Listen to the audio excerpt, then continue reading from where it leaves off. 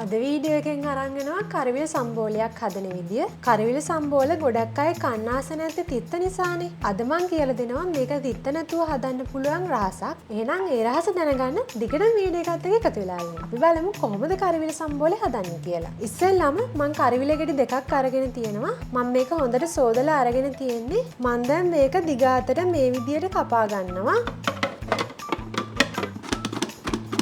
මේක කපා ගන්නකොට ඔයාලා ඇට අයින් කරගන්න. මේ වගේ චුට්ටක් වෙලා කපනකොට අපිට මේ වගේ ඇට පේන්න ගන්නවා. මේ වගේ කරවිල ටික ඇට පේන්න ගත්තම මම මේ වගේ චොප් ස්ටික් එකකින් මේ ටික මෙහෙම හොඳට අයින් කරගන්නවා. මම මේක එහෙනම් අයින් කරගෙන එන්නම්. මේ තියෙන්නේ මම ඔක්කොම ඇට ටික අයින් කරගෙන සුද්ධ කරගත්ත කරවිල ගෙඩිය. දැන් අපි මේක කපා ගමු.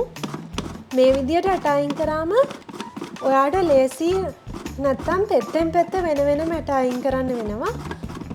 එතකොට අමාරුයිනේ. මෙහෙම කරාම ඔයාලට ලේසියෙන්ම මේ ටික කපා ගන්න විතරයි තියෙන්නේ. හරි අපි දැන් මේ ගෙඩිය කපා ගත්තා. දැන් මේ ගෙඩියත් කපා ගමු. ඒකෙත් මම මේ විදියට චුට්ටක් කපනවා. ඊට පස්සේ මේ වගේ ඇට ටික පේන්න ගත්තම මම ඒ ටික සුද්ධ කරගන්නවා මේ විදියට. මම මේ ගෙඩියෙත් ඇට සුද්ධ කරගෙන එන්නම්. මේ ගෙඩියෙත් ඇට සුද්ධ කරගත්තා. දැන් අපි මේකත් කපා ගමු. මේ ගෙඩියත් මම ටට්ටක් ගාලා මේ විදියට කපා ගන්නවා. ඒකත් මං කපාගෙන ඉවරයි. මේ තියෙන්නේ මං කපාගත්ත ඔක්කොම කරවිල ටික. මේ සයිස් එකට ලොකු කෑලි වලින් කරවිල සම්බෝල හැදුවොත් අපිට තිත්ත රස එනවා වැඩි. ඒක නිසා මම මේ ටික ආපහු තව චූටි වෙන්න කපා ගන්නවා.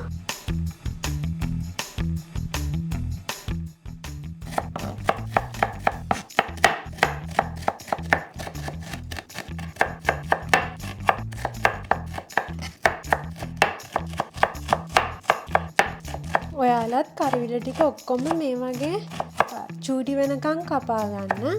මතක ඇතුව ඇට ටිකත් අයින් කරගන්න. මොකද ඇට ආවහම කරවිල සම්බෝලෙට රස නැහැ. අමුතු රසක් එනවා. හරි මේ තියෙන්නේ මං කපාගත්ත ඔක්කොම කරවිල ටික.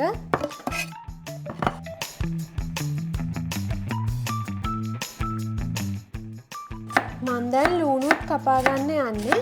ලූණුත් මම කරවිල වගේම චූටි වෙන්න කපා ගන්නවා.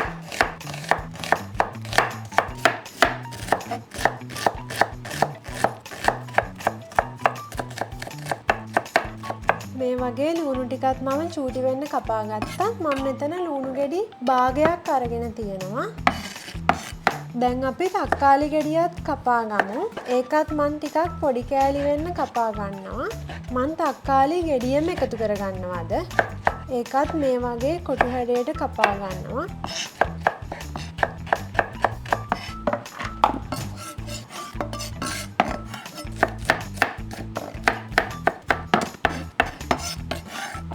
මම මේ භාජනයට කපාගත්ත ලූණු ටිකයි තක්කාලි ටිකයි අම්මිරිස් ටිකකුයි එකතු කරගෙන තියෙනවා. මම දැන් කිව්වනේ මං ඉස්සෙල්ලා ඔයාලට කිව්වනේ මං රහස් කියන්නම් කියලා. මේක අපේ අම්මා මට කියලා දීපු රහසක්. ඒක මං අද ඔයාලටත් කියන්නම්. මේක තිත්ත නැතුව හදන්න රහස තමයි ඔයාලා මේ සම්බෝලේ අනනකොට කරවිල එකතු කරගන්න එපා ඉස්සෙල්ලම. කරවිල නැතුව අනිත් ජාති ටික එකතු කරලා හොඳට අතින් අනාගෙන අන්තිමටම තමයි අපි කරවිල එකතු කරගන්න ඕන. එතකොට තමයි අපිට තිත්ත නැතුව හදාගන්න පුළුවන් වෙන්නේ. මම දැන් මේකට ගම්මිරිස් චුට්ටකුත් එකතු කරගන්නවා.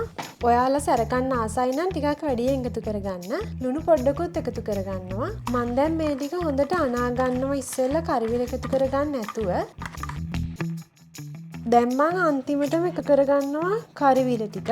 මම කරවිල ටික ඔක්කොම මේ වගේ එකතු කරගත්තා. දැන් ඔයාලා වැඩි අතින් අනන්න එපා. මේ වගේ යන්තම් චුට්ටක් අතින් අනන්න. මේක ගොඩක් වෙලා අතින් ඇනුවොත් තිත්ත රස එන්න පුළුවන්. ඒක තමයි මේකේ රහස. මේ විදියට චුට්ටක් අනලා ටක් ගාලා කන්න තමයි තියෙන්නේ. මේක කන්න ලේස්ති වෙලාම හදන්න ඕනේ සම්බෝලයක්. මේ වගේ තමයි අපි අපේ කරවිල සම්බෝලේ හදාගත්තේ. ඔයාලත් මේ විදියට කරවිල සම්බෝල හදලා බලලා තිත්ත නැද්ද කියලා කියන්න. එහෙනම් අලුත් දවසක අලුත් වීඩියෝ එකත් එක්ක හම්බ වෙනකන් ගිහින් එන්න. සුබ දවසක්.